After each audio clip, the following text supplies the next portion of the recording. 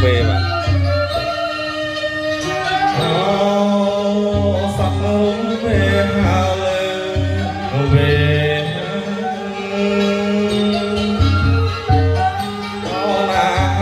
con ơi sông xa ta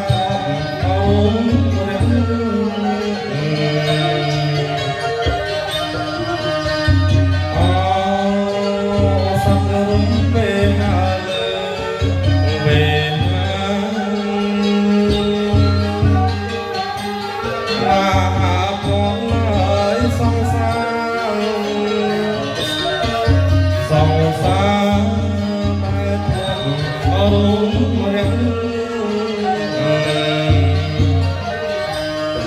ống mình trong ai trong ấy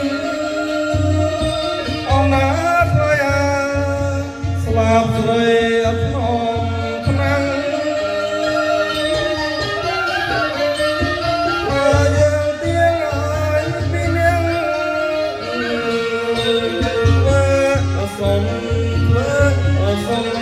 long chắp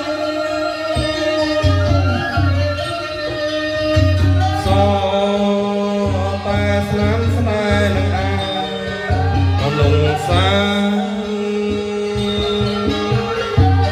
ao nạp bệnh con lại chi ba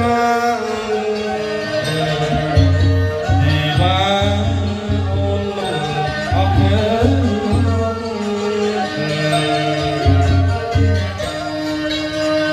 sau ta sáng nay lùng xa mình mong ngài chi ba ôn mình ở khứ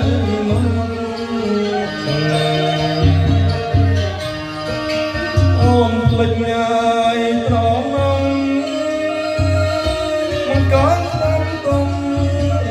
rồng nông học học trác